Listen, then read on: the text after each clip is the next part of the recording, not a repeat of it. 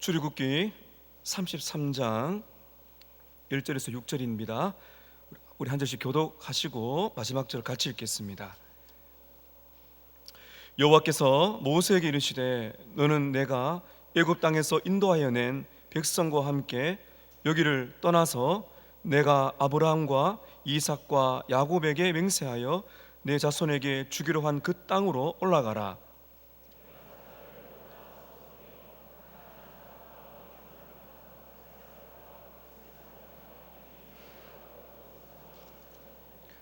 너희를 적과 꿀이 흐르는 땅에 이르게 하려니와 나는 너희와 함께 올라가지 아니하리니 너희는 목이 곧은 백성인즉 내가 길에서 너희를 진멸할까 염려함이니라 하시니,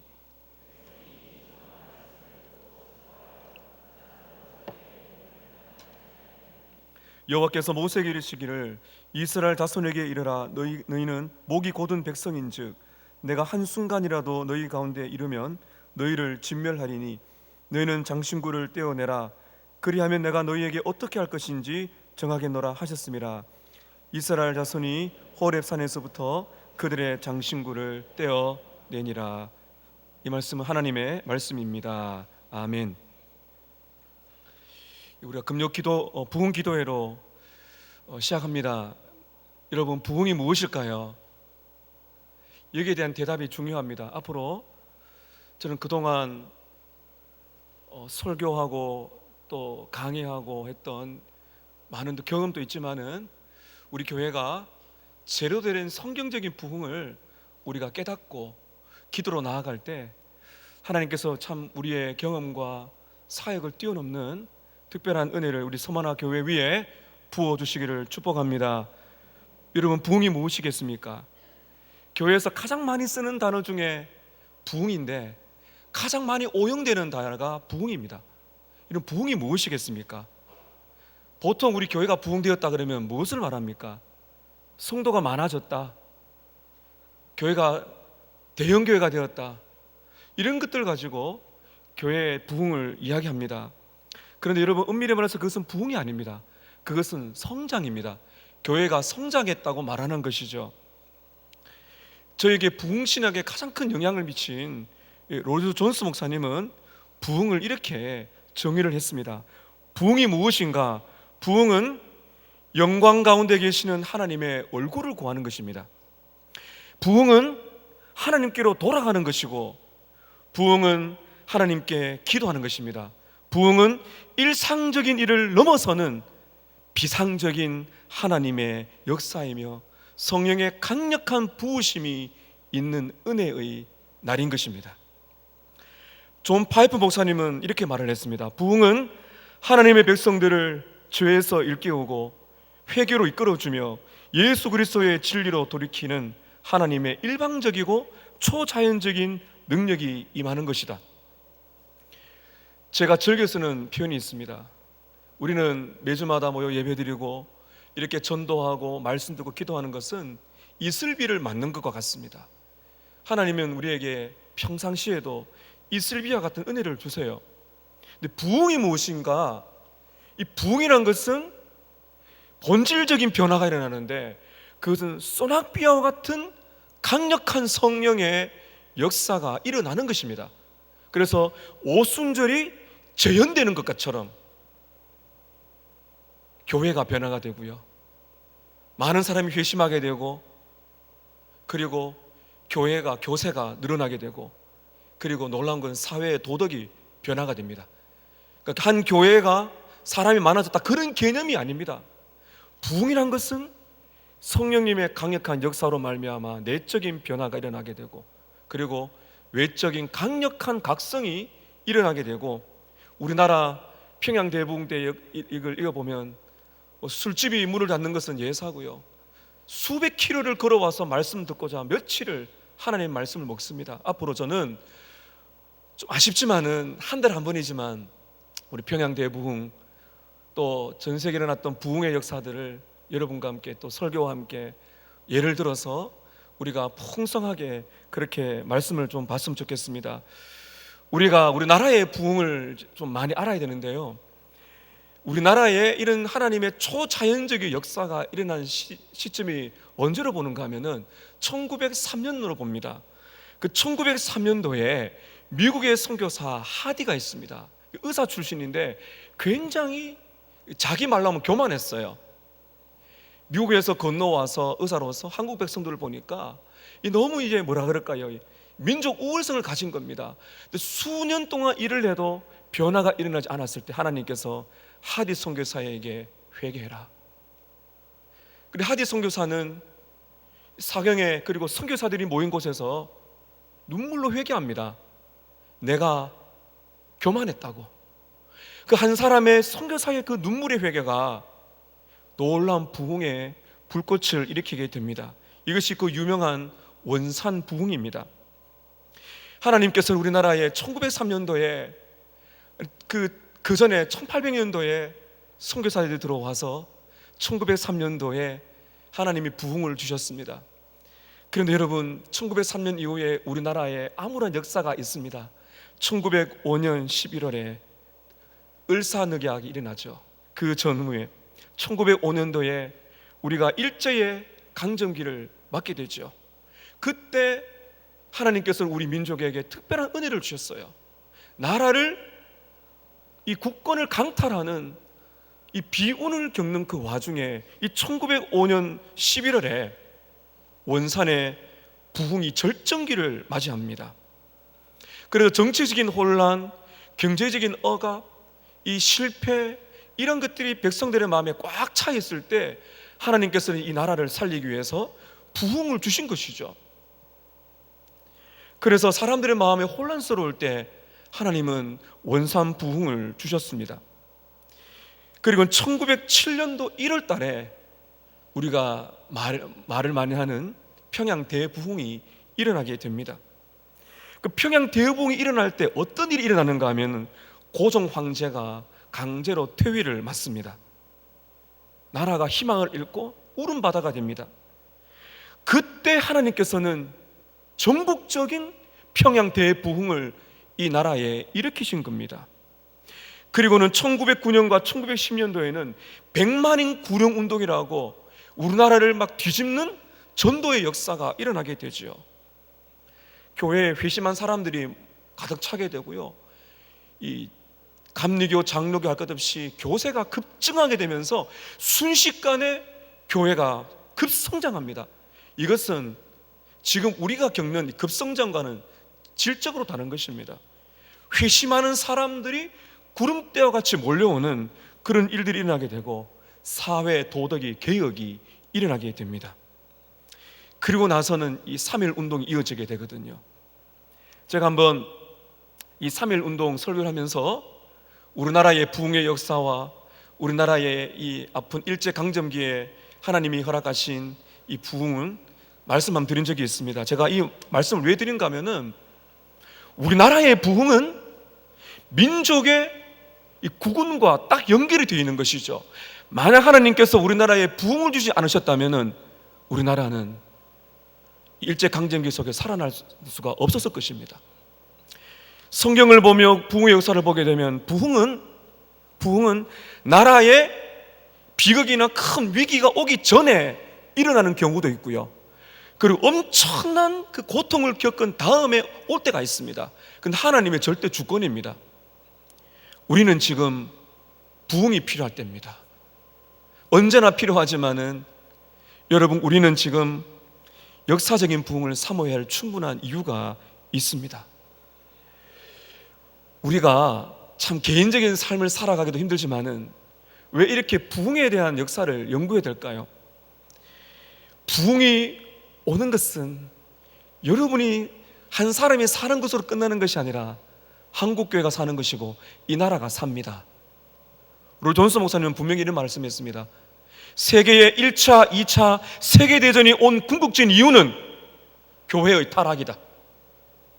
우리나라가 전쟁을 막는 것, 이 나라가 이 대한민국을 지켜내는 것, 공산주의로 물들어지는 것이 아니라 하나님의 전적인 은혜로 핵무기가 있지만은 전쟁을 막아내고 남북이 통일된다는 것, 여러분, 이 모든 것들은 사실은 교회와 연결되어 있는 것입니다. 교회의 희망은 이 나라의 희망입니다. 우리가 깨닫지 못하고 은혜를 받지 못하고 부흥이 없이 계속 넘어간다면 이 나라에 어떤 일이 일어날지 몰라요. 여러분, 그래서 우리는 이 금요 부흥 기도회 때 한 달 한 번이지만은 여러분과 함께 이 부흥에 대한 주제를 엮어서 말씀을 드립니다. 로존스 목사님의 부흥이라는 책이 있는데요, 꼭 한번 여러분께 일독을 권합니다. 제 설교 가운데 로존스 목사님의 부흥 신학과 설교가 많이 녹아져 있습니다. 지금까지 제가 신대원 다닐 때부터 지금까지 제 마음에 참 뜨거운 불을 일으켰던 귀한 책입니다. 오늘 우리가 읽은 이 출애굽기 33장은 부흥이 어떻게 일어나는지를 우리에게 너무 잘 보여주고 있습니다. 오늘 본문에 들어가기 전에 32장에 보면은 이스라엘 백성들에게는 일어나지 않았어야 되는 엄청난 죄가 나타납니다. 그것이 무엇인가 하면은 금송아지 사건입니다. 하나님께서는 이스라엘 백성들에게 부흥을 주셨습니다. 어떤 부흥입니까? 애굽에서 10가지 재앙이 떨어집니다. 그리고 홍해가 갈라져서 출애굽을 합니다. 이것은 부흥입니다. 그리고는 수개월을 지나서 시내산에 왔어요. 시내산에 왔을 때 하나님께서는 이스라엘 백성들이 하나님의 백성답게 살아갈 수 있도록 십계명을 주기 위해서 모세를 시내산 꼭대기로 부르시죠. 모세는 40일 동안 특별한 하나님의 은혜 속에서 하나님의 음성을 듣고 하나님의 불이 임하는 영광을, 그 쉐키냐의 구름이 임하는 영광을 경험합니다. 거기서 십계명을 받게 되고 그 다음에 광야를 지나게 될 때 꼭 필요한 이 성막, 하나님의 임재와 같은 그 성막을 지을 여러 가지 말씀들을 하나님 해주세요.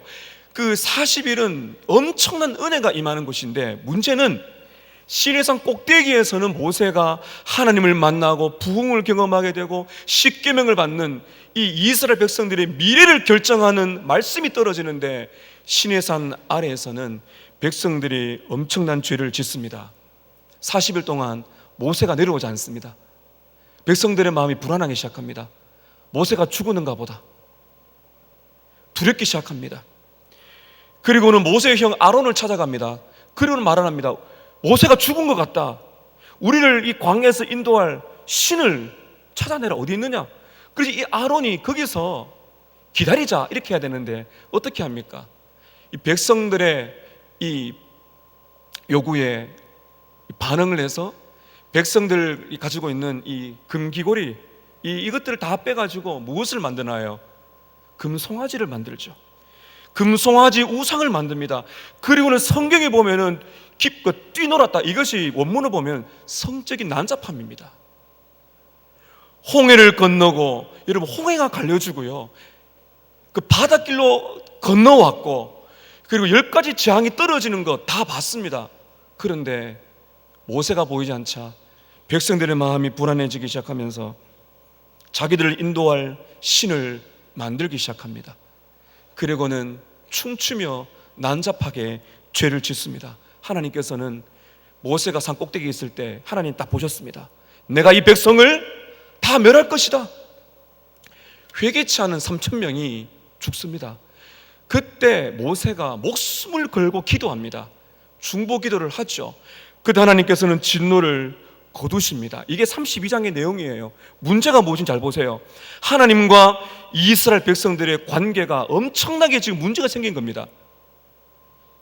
송아지 우상을 섬겼던 백성들이죠.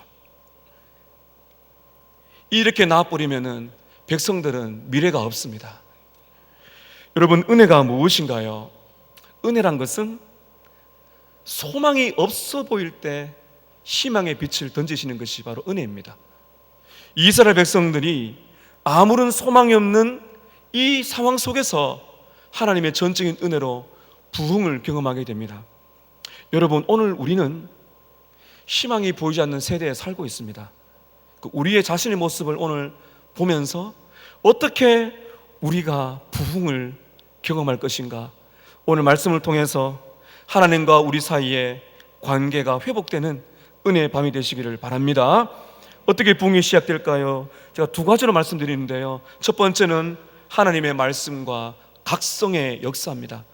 하나님의 말씀이 임하고 백성들이 각성하는 순간이 온다는 것이죠. 자, 오늘 말씀을 여러분 잘 보십시오.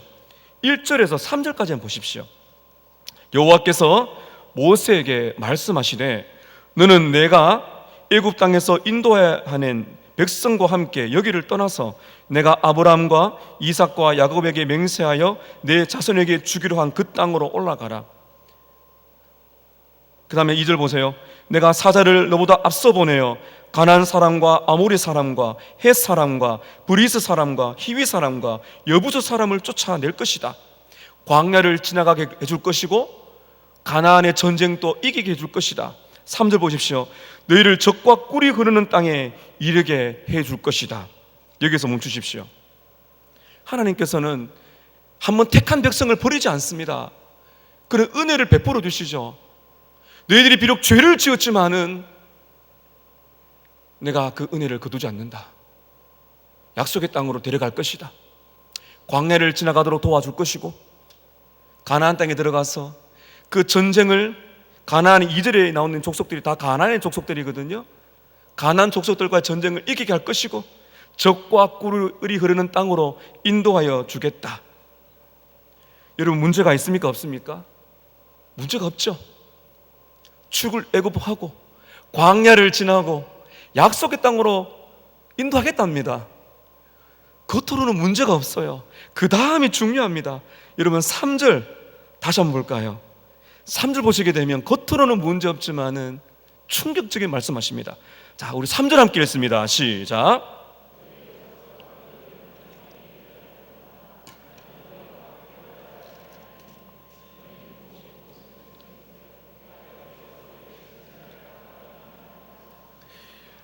여러분 잘 보십시오.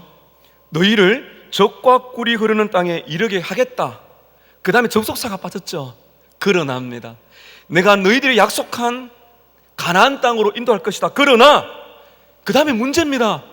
내가 너희와 함께 올라가지 않는다. 이유가 무엇입니까? 너희는 목이 곧은 백성인즉 내가 길에서 너희를 진멸할까 염려한다. 무엇이 문제인가요? 당신의 백성들을 영원히 버리진 않지만 무엇이 문제입니까? 이 관계가 문제가 된 것입니다. 인도하겠지만은 내가 너희와 함께 하지 않는다. 길에서 너희를 만나면 진멸할까 내가 염려할 것이다.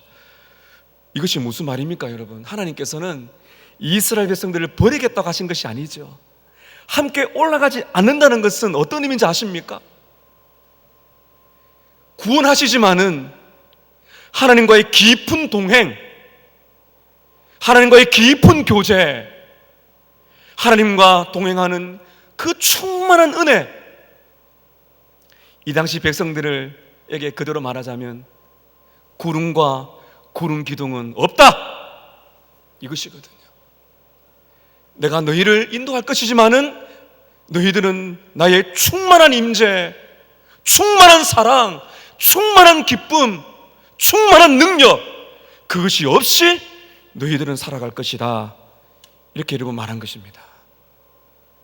이것이 여러분 얼마나 충격적이니 우리는 알아야 돼요. 이 말씀 다음에 어떤 일이 일어나는가 하면 각성이 일어나게 됩니다. 여러분 4절을 보시기 바랍니다. 백성들이 어떻게 반응한지 보세요. 백성이 이 준엄한 말씀을 듣고 슬퍼하기 시작했습니다. 이 준엄한 말씀이란 거는 악하다, 재앙이다, 고통을 준다, 비극적이라는 뜻이에요. 백성들은 지금 비극적인 말씀, 악한 말씀, 재앙의 말씀을 들은 겁니다. 어떤 말씀입니까? 하나님께서 이들을 구원해 주시지만은 하나님이 깊게 동행하지 않는다. 하나님과의 사귐이 문제가 있다는 이 말씀이 백성들에게는 충격을 받는 것입니다. 출애굽하여 광야를 지나 약속의 땅으로 들어가 적과 꿀이 흐르는 땅으로 인도해 준다는 약속조차도 그들에게는 기쁨이 안 되는 거죠. 왜 슬퍼합니까? 바로 이것입니다. 잘 들으십시오. 하나님께서 함께하지 않는다면은 가나안의 복은 복이 아니라는 것입니다. 하나님께서 충만하게 임하는 은혜가 없다면은 이 땅에 교회 생활하고 먹고 살고 성도의 삶 사는 것 무의미하다는 것이죠. 여러분, 우리의 삶을 잘 돌아보십시오. 하나님을 믿는 자녀라면요, 확실한 것은 하나님 우리를 버리지 않습니다. 우리를 인도하세요. 그렇게 살아갑니다. 하나님 우리를 인도하시고 우리를 보호하십니다. 우리는 분명히 하나님을 믿습니다. 기도 생활을 합니다. 교회 생활합니다. 교회 봉사합니다. 나름 괜찮은 성도로 살아갈 수 있습니다. 교회도 어느 정도 성장할 수 있어요. 하나님의 은혜로 병도 낫고 물질적인 복을 받을 수가 있습니다. 이 정도면 여러분 충분하지 않습니까? 겉으로는 문제가 없게 보이죠. 그러나 여러분, 무엇이 이스라엘 백성들의 마음을 슬프게 만들었습니까? 다른 모든 것이 있어도 하나님께서 함께하지 않는다면 그것은 복이 아니라는 것이죠. 일평생 교회 생활해도요, 이게 무슨 말인지 모르면서 생활하시는 분이 많습니다. 예수 믿는 구원 받는다더라. 그래서 그건 예배 드립니다. 그 전도합니다. 성경 공부합니다. 직분을 받습니다. 그렇게 살아가다가 구원을 받을 수 있지만은 오늘 이스라엘 백성들이 왜 슬퍼했어요? 무엇이 준엄하며 무엇이 그들의 마음에 고통을 준 말씀이었습니까? 그래, 복을 누리며 살아갈 수 있지만은 진짜 복인 하나님의 임재, 하나님의 영광이 너희들에게는 잘 보여지지 않을 것이다. 그렇게 메마른 채 인생을 살아갈래? 여러분, 이 말씀입니다. 사랑하는 여러분, 저는 강단에서 여러분께 이런 말씀 많이 외쳤습니다. 하나님을 알아갑시다. 하나님을 기뻐합시다. 그 십자가의 감동을 받으십시다. 사슴이 시냇물을 찾기에 갈급한 것처럼 내 영혼이 주님을 찾기에 갈급합니다. 시편 41편 42편 1절 말씀이 여러분에게 어떻게 느껴지십니까? 충만한 은혜를 사모해 보셨습니까? 하나님의 충만한 임재를 여러분 사모해 보셨습니까? 사슴이 시냇물을 찾는 그 갈급함이 여러분 무엇인지 아시겠습니까? 혼자 있을 때 스마트폰을 열면서 스포츠를 보려는 그 갈망을 끄떡이고 조용히 하나님의 임재를 갈망해 보셨습니까? 구원을 받은 백성으로서 주어지는 복을 누리며 살아가지만은 무엇이 준엄한 말씀입니까? 여러분, 성경을 보세요. 사도행전을 보세요. 그때의 교회와 우리 교회가 어떤 차이가 있습니까? 어떤 거룩한 갈망이 여러분에게 있습니까? 1907년에 일어났던 평양 대부흥이 우리에게 무슨 상관이 있습니까? 다시 한번 여러분께 말씀드리고 싶어요. 오늘 여러분께서는 지금 여러분의 신앙의 상태에 만족한다면 여러분 평생 그렇게 살아가실 거예요. 구원을 받을 수 있습니다. 그러나 여러분, 우리는 이 자리에 그것을 위해서 모인 것이 아니에요.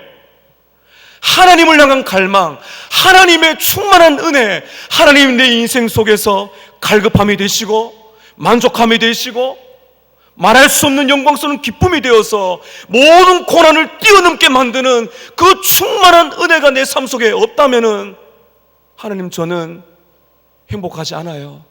지금 이스라엘 백성들이 그것이 아닙니까? 광야를 지나가게 해줄게, 적과 꿀이 흐르는 땅 갈 때 전쟁에 이기게 해줄게, 가나안 땅에 들어가서 살도록 해줄게. 그러면 되지 않습니까? 그렇게 살면 되잖아요. 근데 그것이 그들의 행복이 아니라는 것을 알았어요. 이것이 각성입니다.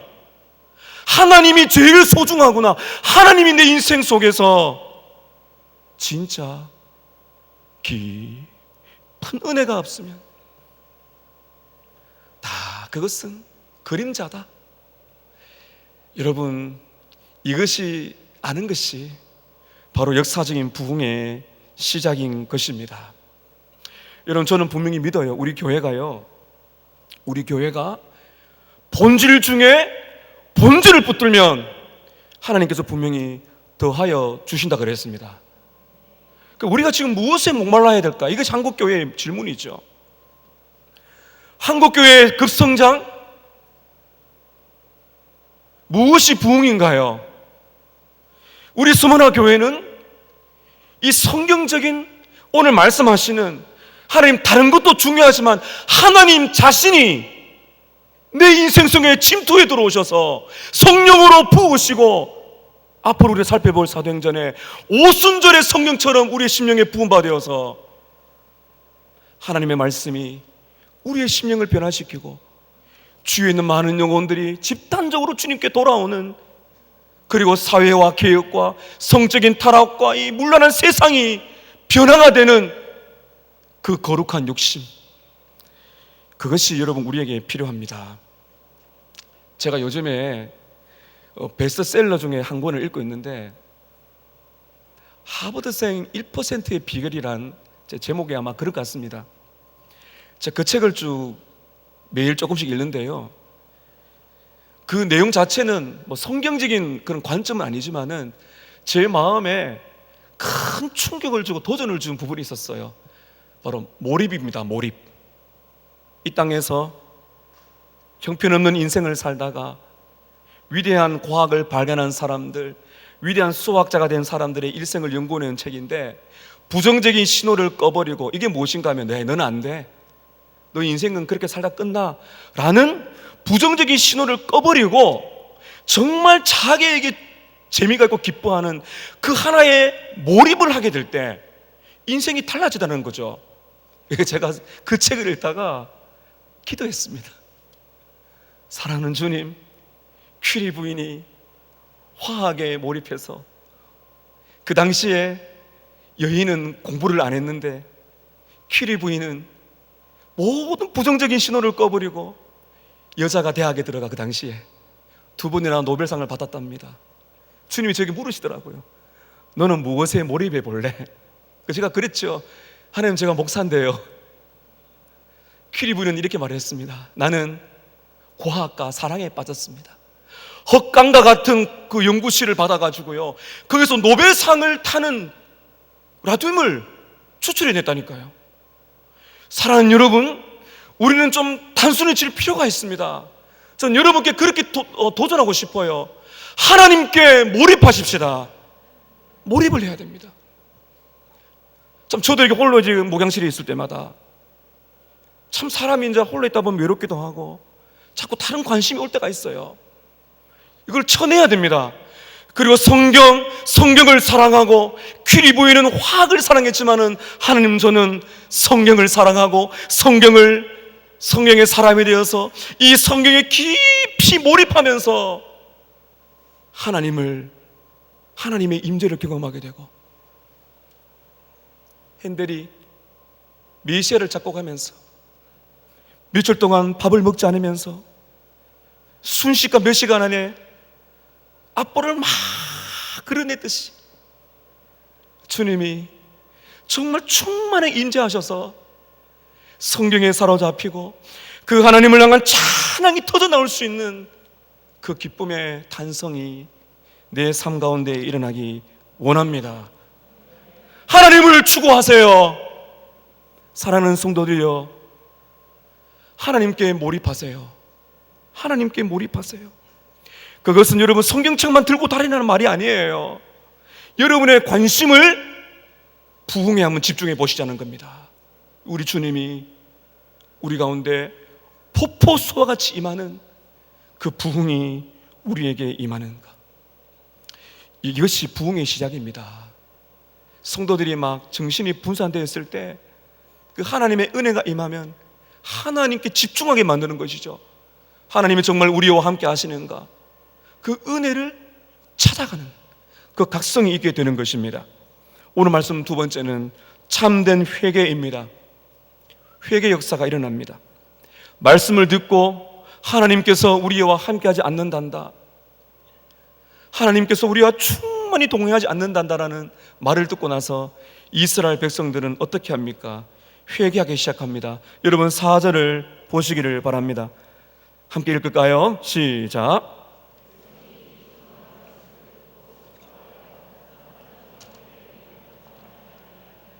백성이 이 준엄한 말씀을 듣고 이 엄청난 재앙의 말씀을 듣고 슬퍼하여 한 사람도 자기의 몸을 단장하지 아니하니, 이걸 잘 보셔야 됩니다.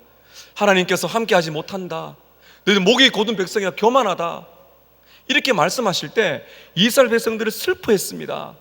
그리고는 몸에 있는 장신구를 다 떼어냈다, 이렇게 말하고 있습니다. 도대체 왜 그랬을까요? 하나님께서 말씀하셨기 때문입니다. 5절 보십시오. 여호와께서 모세에게 이르시기를 이스라엘 자손에게 이르라, 너희는 목이 곧은 백성인즉 내가 한순간이라도 너희 가운데 이르면 너희를 진멸하리니. 무슨 말입니까 여러분? 해결을 해야 될 문제가 있다는 겁니다. 그것을 제거하지 못하면 하나님께서는 우리와 깊은 교제를 할 수 없다는 거죠. 이게 죄입니다. 하나님과 우리 사이를 막고 있는 그 죄, 그것이 있기 때문에 하나님은 그 죄를 넘어갈 수 없기 때문에 하나님께서는 거룩하시기 때문에 백성들에게 이렇게 말씀해 줬습니다. 6절 이하 계속 봅니다. 내가 한순간이라도 너희 가운데 이르면 너희를 진멸하리니 너희는 장신구를 떼어내라. 장신구를 떼어내라. 그리하면 내가 너희에게 어떻게 할 것인지 정하겠다. 이스라엘 자손이 호렙산에서부터 그들의 장신구를 떼어내니라. 이 말씀을 잘 보셔야 됩니다. 하나님께서 본심을 말씀하시죠. 너희들이 한 가지를 해결하지 아니하면 너는 깊은 동행을 맛볼 수 없다. 근데 이렇게 해봐라. 이렇게 하면은 내가 너희와 깊은 동행, 구름 기둥과 불 기둥이 임하는 충만한 은혜를 누릴 것이다. 그것이 무엇입니까? 너희 안에 있는 장신구를 떼어내라. 이것이 한 방법입니다. 몸에 있는 장신구를 떼어내라는 겁니다. 이것이 우상을 숭배하게 만든 죄입니다. 이것이 무엇인지를 여러분께 지금 말씀을 드리려고 합니다. 이스라엘 백성들은 하나님의 명령을 듣고 장신구를 떼어냈어요. 이 장신구라는 것은 이 장식품입니다. 예를 들면은 우리 여성들께서 하고 있는 목걸이, 귀걸이 이런 것입니다. 그런 일종의 보석이라 할 수가 있죠. 그것을 제거하라는 겁니다. 이것이 뭐가 문제인가? 제가 좀 전에 말씀드렸습니다. 이스라엘 백성들이 무엇을 가지고 금송아지 우상을 만들었어요? 출애굽기 32장에 보면 장신구를 가지고 우상을 만들었어요. 그것을 떼어내라는 겁니다. 의미를 이해하시겠죠? 출애굽기 12장 35절 36절에 보면 하나님께서 이런 말씀하십니다. 출애굽기 12장 35절에 보면 이스라엘 자손에게 모세의 말대로 하여 애굽 사람에게 은, 금, 폐물과 의복을 구하며 여호와께서 애굽 사람으로 백성에게 은혜를 입게 하사 그들의 구하는 대로 주게 하심으로 그들이 애굽 사람의 물품을 취하였더라. 이스라엘 백성들이 출애굽을 할 때 그냥 나온 것이 아닙니다. 하나님께서는 애굽 백성들로 하여금 금, 은, 보석을, 보물을 이스라엘 백성들이 탈취를 해서 나오도록 만드셨어요. 이것이 그림입니다. 그냥 나온 것이 아니라 애굽 사람들에게 있는 금, 은 이러한 것들을, 중요한 것들을 탈취해서 애굽을 떠나도록 하나님께서 만드신 겁니다. 왜 그렇게 했을까? 여러분 생각해 보세요. 이스라엘 백성들이 광야를 지날 때 금, 은, 의복, 이 좋은 옷, 의복, 금, 은 이런 장신구가 무엇이 필요할까요? 광야를 지나는데요. 이것을 이 신학자들은 애굽의 보화라고 말합니다. 이스라엘 백성들이 애굽을 나와서 광야를 지날 때 이 보석, 애굽의 보화가 왜 필요할까요? 이것은 성막과 그리고 성소를 짓도록 하기 위한 하나님의 방법입니다. 출애굽기 25장 1절 이하에 보면 이런 말씀이 있어요. 이스라엘 자손들에게 명하여 내게 예물을 가져오게 하라. 물을 즐거운 마음으로 내는 자에게 내게 드리는 것을 너희는 받을지니라.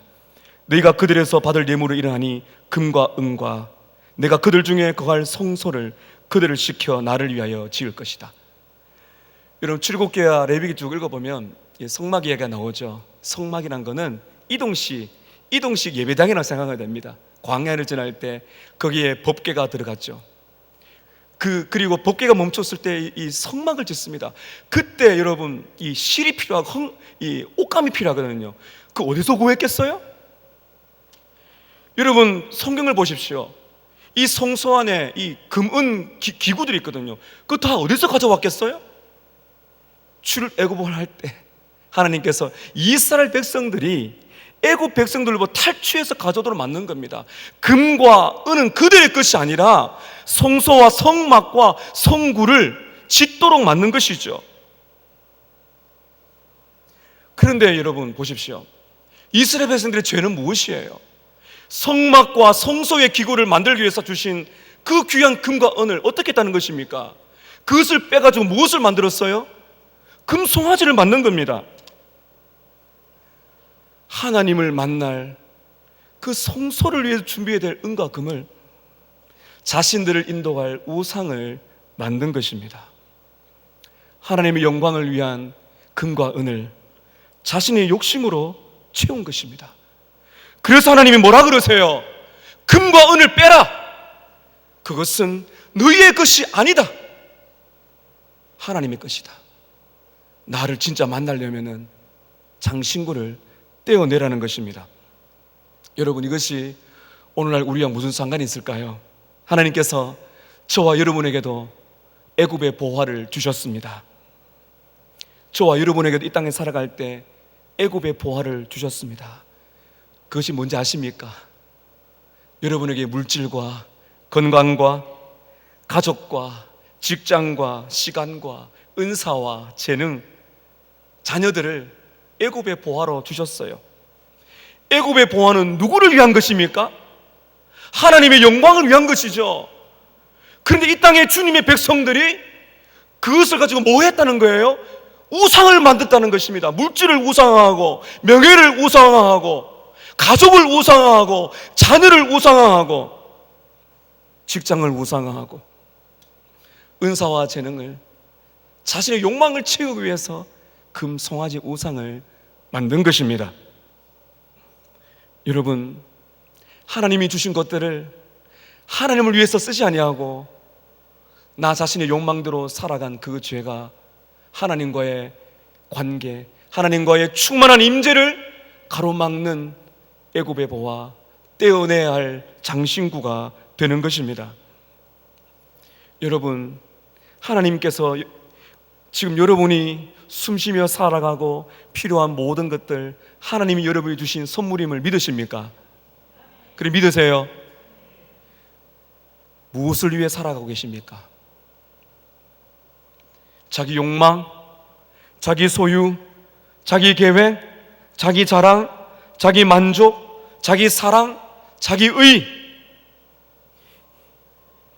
이러한 욕망으로 하나님 주신 모든 것들을 사용하며 살아갈 때 여러분 그것이 무엇인지 아십니까? 그것이 금 송아지를 만드는 것입니다. 그것이 목이 곧은 백성이라니까요. 오늘 이것이 우리의 모습입니다. 오늘 여러분께서 떼어내야 할 단장품이 무엇입니까? 하나님께서 여러분들에게 물질을 다 버리라고 말씀하는 것이 아니에요. 떼어낸다는 것은 무엇입니까? 제자리를 찾아가라는 것이죠. 그렇지 아니하면 여러분 이것이 여러분의 우상이 됩니다. 금송아지 우상이 되기 때문입니다. 자녀가 우상이 될 수가 있죠. 여러분의 결혼, 여러분의 직장, 물질, 재능 모든 것은 우상이 될 수 있는 요소가 됩니다. 오늘 주님이 말씀을 하시는 겁니다. 여러분께서 지금 떼어내야 될, 제자리로 돌려놓아야 될 그 장식품이 무엇입니까? 그것은 여러분의 인생을 밝히라고 하신 것이 아니라 하나님의 영광을 위해서 쓰라고 하신 것이거든요. 하나님의 영광을 위해서 포기할 줄 알고 하나님의 영광을 위해서 내 모든 것을 하나님의 것입니다고 말하고 그렇게 살아갈 때 하나님께서 우리 가운데 돌아오시는 겁니다. 하나님의 영광이, 그 충만한 은혜가 우리 가운데 임하는 것입니다. 여러분 다시 한번 보실까요? 오늘 말씀에 6절 보세요.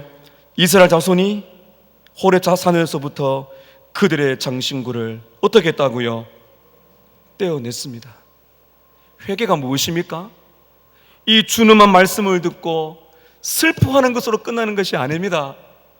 여러분, 우리는 말씀의 은혜를 받고 슬픔으로 끝날 때가 너무 많습니다.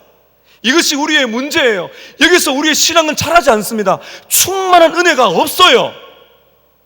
변화는 떼어내는 것입니다. 내 욕망을 죽이고 삶의 변화가 따라가는 것이 회개지요.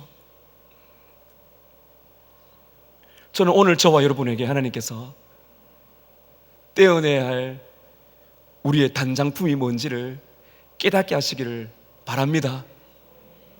반복되는 죄가 있습니까? 슬퍼하는 것으로 끝나면 안 됩니다. 우리는 주님의 은혜로 내가 끊어내야 될, 내가 제거해야 될 이 단장품이 무엇인가? 악한 습관, 반복되는 죄의 습관과 손놓지 못하는 그런 많은 것들, 이 우상들을 정말 내려놓고 하나님의 영광에서 살도록 삶의 진짜 변화가 일어나는, 이것이 부흥의 시작이라는 것입니다. 여러분, 이것은 결단으로 되는 것이 아닙니다. 한번 주일 오전 나와서 예배드리고 은혜 받고 되는 것이 아닙니다. 여러분, 하나님의 은혜가 필요하죠. 우리는 기도할 필요가 있습니다.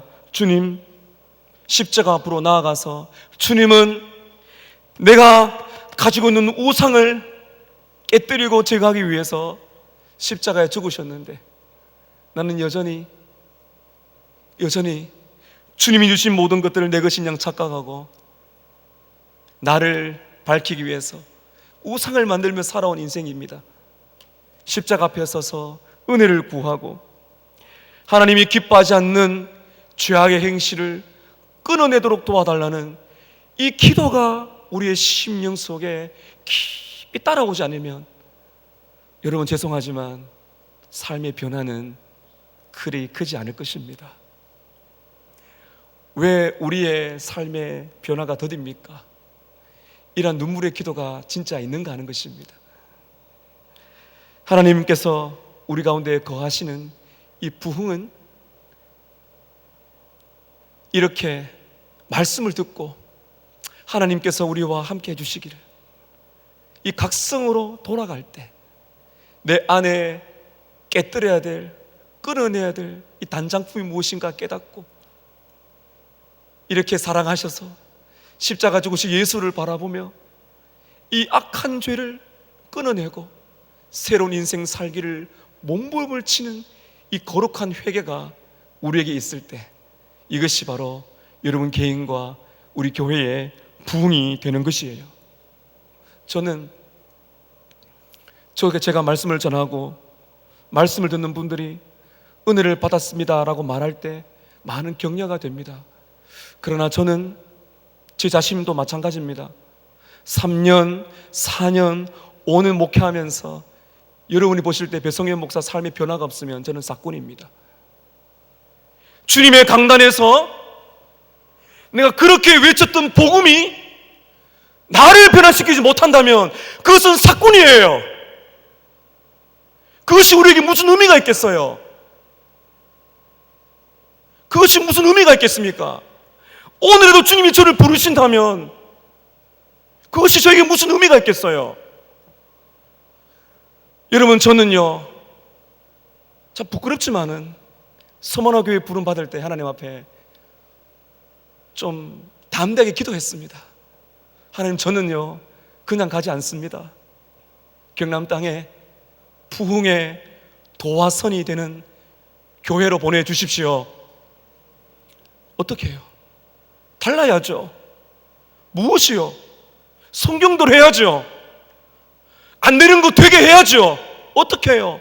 성경을 보면서 이렇게 살도록 기도하고 몸부림을 치며 은혜를 구하게 될 때 우리는 새로운 인생을 살아내야 되는 것입니다. 하나님의 은혜가 부어져야 됩니다. 거룩한 욕심을 가지세요. 서머나 교회는 그냥 그런 교회로 역사에 남으면 안 됩니다. 사도행전의 교회와 같이 주님이 불처럼 바람처럼 임재하셔서 주위의 많은 사람들이 칭송하고 하나님의 말씀이 왕성해지고 믿는 사람이 더하여지더라. 여러분, 이 기도 우린 해야 됩니다. 그것 때문에 여기 우리가 모인 것이죠. 이렇게 말씀한 분이 계실 거예요. 목사님, 저는 지금 저의 문제, 저의 아픔 많습니다. 여러분, 그런데 오늘 주신 이 말씀과 기도해 보세요. 여러분의 개인의 문제가 해결되는 역사가 일어나게 될 것입니다. 루드 존스 목사님의 설교의 외침을 제가 인용하고 말씀을 맺습니다. 그리스도인들이여, 제가 여러분에게 묻는 것은 선한 삶을 살고 있는가 하는 것이 아닙니다. 행복한가? 그것도 아닙니다. 성경을 읽고 있는가? 기도하는가도 아닙니다. 교회 활동을 열심히 하는가? 여러 기독교 활동을 열심히 하는가도 아닙니다. 저의 질문은 이것입니다. 여러분은 하나님을 알고 있습니까? 하나님이 여러분과 함께하고 있습니까? 하나님이 여러분의 삶 가운데 함께하고 계십니까? 여러분은 하나님과 어떤 개인적인 관계를 맺고 있고 어떤 교제를 나누고 있습니까? 이스라엘은 회개했습니다. 회개의 궁극적인 목적은 하나님과 나의 관계 외에는 아무것도 중요하지 않다는 것을 깨닫는 것입니다. 회개는 하나님과의 관계 회복입니다. 이것이 회개의 목적입니다. 오늘 이 말씀을 통하여서 하나님과의 관계가 회복이 되고 우리의 우상을 깨뜨리고 주님 앞으로 돌아가는 은혜의 밤 되시기를 주님의 이름으로 축복합니다.